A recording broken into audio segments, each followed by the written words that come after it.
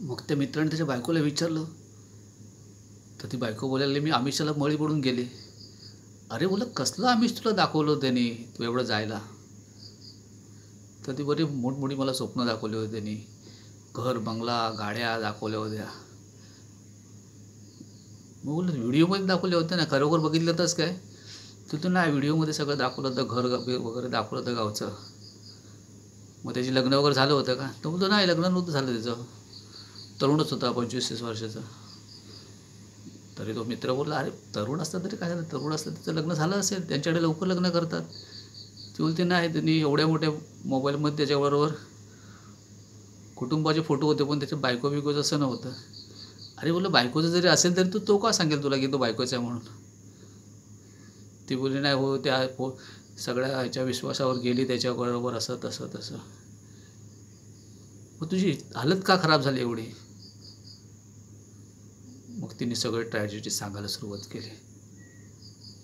ती बोलते, "आधी घेऊन गेला मला, इथून घेऊन गेला गुजरातला. गुजरातला त्याचे मित्र होते, तिथे राहिलो आम्ही. मग तिथून तो मला कोलकात्याला घेऊन गेला. कोलकात्याला आम्ही राहिलो.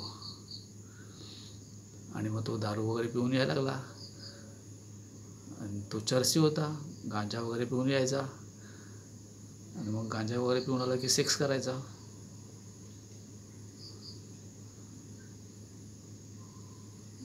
मग त्या जोशामध्ये मी होश गमावलाच. त्या जोशातच होश गमावला खरं म्हणजे.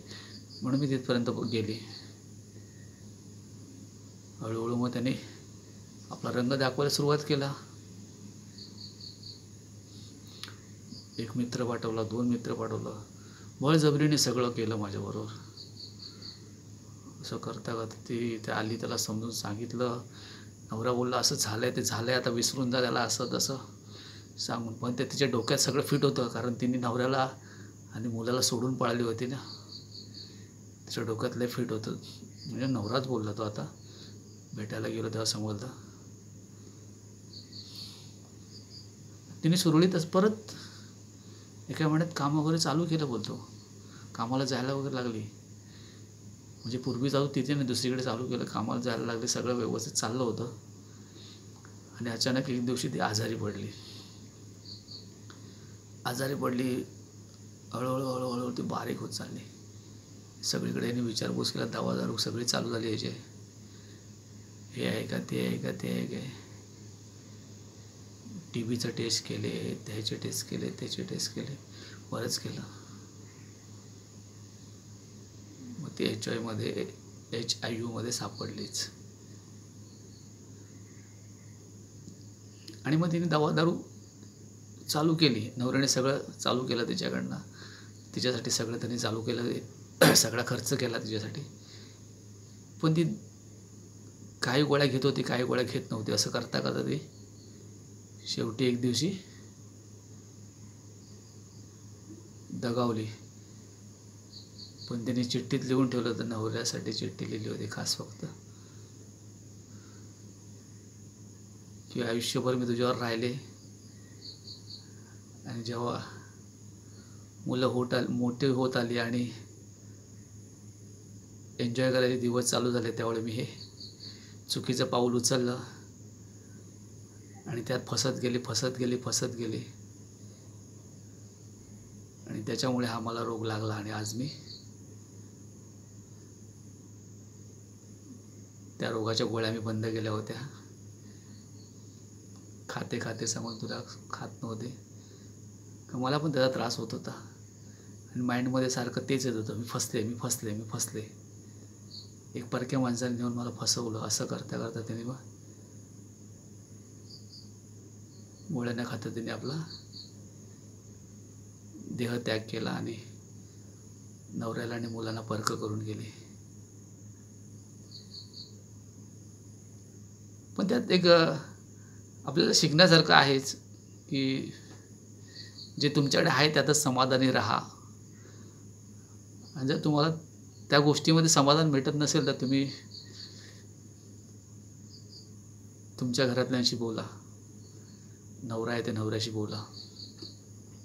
तुमचे आईवडील असतील तर त्यांच्याशी बोला समजून.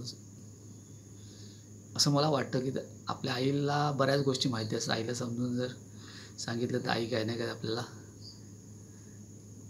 कारण आई त्या संघर्षामधून निघून गेलेली असते, जात असते.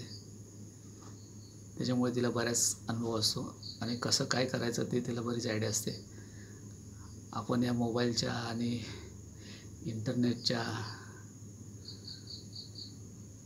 प्रवाहामध्ये वाहत जातो आणि मग असं चुकीचं पाऊल उचललं जातं. आणि आजकाल इंटरनेट आणि नेट त्याच्यामुळे बरंच झालं, काही साईट्स बंद केल्या त्याच्यामुळे जरा थोडीशी राहत आहेच. मग शेवटी तो आतला भाग आहे, शरीराच्या आतमधला भाग आहे, ती शरीराच्या आतली आग आहे, ती विझवण्यासाठी गव्हर्मेंट काहीच प्रयत्न करत नाही असं वाटते. ती विझवण्यासाठी काही तर प्रयत्न केला पाहिजे. काही नावाजलेल्या कंपन्या आहेत त्या पुरुषांचा जोश वाढवायला पाहिजे म्हणून गोळ्या वगैरे चालू करतात, टॉनिक चालू करतात, म्हणजे आपला धंदाच करतात ते लोक. पण जोश वाढवण्यापेक्षा जर काही गोष्टी कमी केल्या तर, असं माझं मत आहे स्वतःचं, की काही गोष्टी कमी करू शकतो. त्या गोष्टी म्हणजे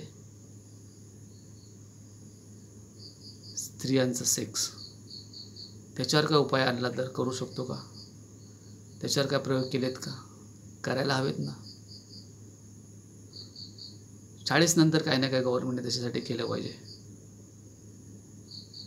गव्हर्नमेंटने तर स्कीम काढली पाहिजे, 40 नंतर हे इंजेक्शन घ्या, हा डोस घ्या. कारण स्त्रियांचे हॉर्मोन्स कमी जास्त प्रमाणात वाढत असतात, त्याच्यामुळे ह्या गोष्टी घडत असतात. त्यासाठी काही ना काही केलं पाहिजे असं मला असं वाटतं. कारण मी बऱ्याच गोष्टी आपण ऐकतो, बघतो, पाहतो की पुरुषांसाठी सगळ्या गोष्टी केल्या जातात. हे पुरुषांसाठी, ते पुरुषांसाठी. कुणीतरी असं स्त्री तज्ज्ञसुद्धा आहे, डॉक्टरसुद्धा आहेत, ते लोकंसुद्धा त्यावरती विचार करून त्याच्यावरती गोळ्या, इंजेक्शनं असं काही ना काही काढून काहीतरी स्त्रियांसाठी केलं पाहिजे असं वाटते. कारण जर सेक्सची भूक खूपच आहे, जास्तच आहे आणि वाढत चालली आहे. लय प्रमाणाचे भरपूर होतात. पूर्वी आम्ही लहान असताना मायापुरीमध्ये वगैरे त्या गोष्टी वाचायचोच. त्यानंतर बऱ्याच गोष्टी पाहिल्या पण आणि तशा घरदार उद्ध्वस्त झालेली पाहिली आहेत. काय नाही, नुसतं भांडण तंटा होते आणि ग्रहकलेश फक्त, बस, बाकी काही नाही. तर त्यासाठी समाधानी असणे लय गरजेचं आहे. आपण समाधानी असणे गरजेचं आहे. पुरुषांनी पण समाधान राहायला पाहिजे. आणि काय कमी जास्त ते आपापल्या व्यवस्थातच निस्तरायला पाहिजे ना. बायकोणी स्पष्ट नवऱ्याला सांगायचं की असं असं आहे. नवऱ्याने स्पष्ट सांगायचं मला असा प्रॉब्लेम होतो. आता या प्रॉब्लेमवरती दवा आहे असं नाही आहे. मी बोललो स्त्रियांना औषध वगैरे काढायला पाहिजेत म्हणून, पण एक वय झाल्यानंतर निसर्गाची देण असं वाटते. स्त्रियांचा सेक्स वाढतो आणि पुरुषाचा कमी होत जातो. असं आहे, पुस्तकांमध्ये वाचलं, बऱ्याच पुस्तकांमध्ये आहे तसं. तर खरं आहे खोटं आहे ते या दुनियामध्ये पाहिल्यावर तर समजतंच. तर जर पुरुषांचा तसा प्रॉब्लेमच असेल ना खरोखर, तर त्यांनी अल्कलाईन पाणी चालू करायला पाहिजे. अल्कलाईन पाणी. अल्कलाईन पाणी नसामध्ये जाते, नसामध्ये जाते. म्हणजे तुमच्या बारीकातनं बारीक नसा आहेत ना, जे डॅमेज होत जातात हळूहळू. आपलं पाणी न आपलं घरचं साधं पाणी नाही पुरत नाही, तिथपर्यंत जात नाही, पूरक होत नाही. त्या नसा डॅमेज होत जातात. तर त्या डॅमेज झालेल्या नसांना पुन्हा जर तरतरी आणि हे आणायचे असेल, जोश आणायचा असेल ना, तर अल्कलाईन पाणी पिणे लय गरजेचं आहे.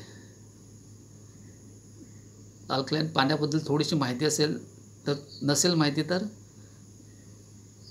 गुगलला सर्च करा. गुगलवरती तुम्हाला बरीच माहिती मिळेल. कारण त्यात मायक्रो क्रिस्टल असं एक प्रकार आहे, जो आपल्या बारीकात बारीक ज्या नसा आहेत ना तिथपर्यंत पाणी पोहोचवतो आहे.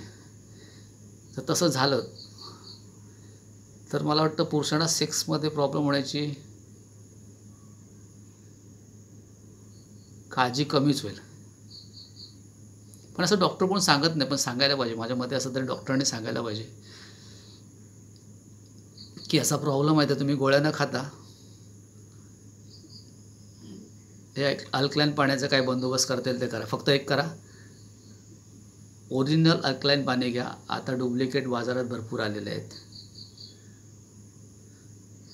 म्हणजे एक प्रकारे तुम्हाला ते लिक्विडच देतात, रासायनिक पदार्थच खायला देतात आणि सांगतात ते अल्कलाईन पाणी म्हणून. एक वॉटर फिल्टर असतो, त्याच्यावरती एक ती नळी लावतात ते लोक. त्या नळीमध्ये केमिकलच असते, त्या केमिकलने ते पाणी अल्कलाईन करून दाखवतात आणि तेच देतात, विकतात. मशीन विकतात, ती मशीन आरो वगैरे काय बोलतो आपण, ते विकतात. तर तसं न करता एक ट्राय करा. मग त्या विषयाबद्दल बोललो म्हणून आलं म्हणून बोललो की तिने आपला संसार स्वतःच्या हाताने घालवला, कारण तिला तिच्यामध्ये नवरा न येतात ती स्वतःच्यामध्ये स्वतःचा सेक्स आणला आणि स्वतःला संपवलं. तर असं न करता बऱ्याच गोष्टी नवरा बायकोने आपसमध्ये समंजसपणाने घेऊन संसार पुढे चालवावा. असं अनैतिक मार्गावर जाऊ नये असं माझं मत आहे. आमचे मित्रमैत्रिणी ते दोघे खुश आहेत, त्यांच्याबद्दल काय नाही, पण पुढे होऊ नये असं आम्हाला पण वाटतं. चला ठीक आहे, एवढं बोलतो आणि नेक्स्ट विषय घेऊन येतो. आहेत बरेच विषय, छोटे छोटे असे विषय आहेत, बरेच विषय आपण बोलूया.